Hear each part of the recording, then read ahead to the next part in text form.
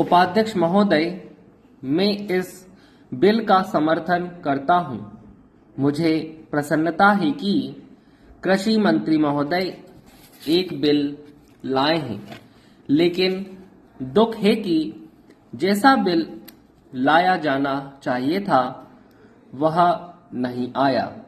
मुझे खुशी है कि मंत्री महोदय ने बड़ी हिम्मत से यह बिल पेश किया है, परंतु कुछ सदस्यों ने आज इसका जोरदार विरोध किया है।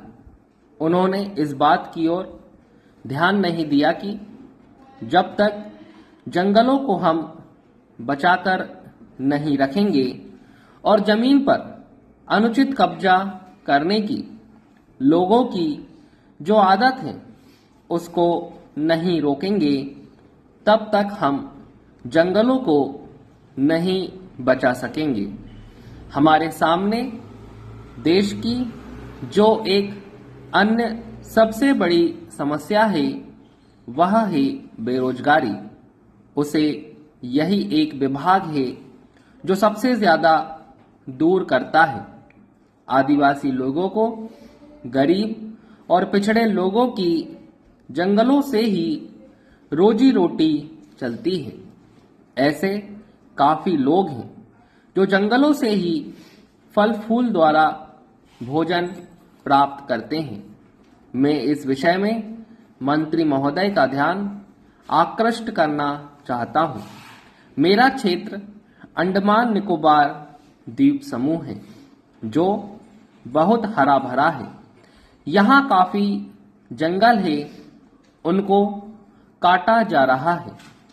यदि अभी इसको तुरंत रोका नहीं गया तो एक दिन ऐसा भी आएगा जब वर्षा भी नहीं होगी। मैंने प्रधानमंत्री जी को इस बारे में एक पत्र लिखा था। उसमें मैंने कहा था कि हमारे यहाँ जंगलों की देखरेख के लिए कुछ व्यवस्था की जाए।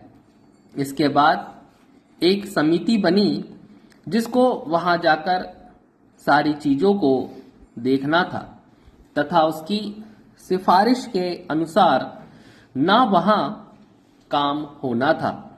इस समिति को बने हुए 6-7 महीने हो गए हैं, लेकिन यह समिति आज तक वहां नहीं जा सकती है। झगड़ा क्या है? झगड़ा यह है कि कनिष्ठ अधिकारी को इस समिति का अध्यक्ष बना दिया गया है। जो वरिष्ठ अधिकारी हैं वे कहते हैं कि हम इसके नीचे कैसे काम करेंगे, उनके साथ कैसे जाएंगे।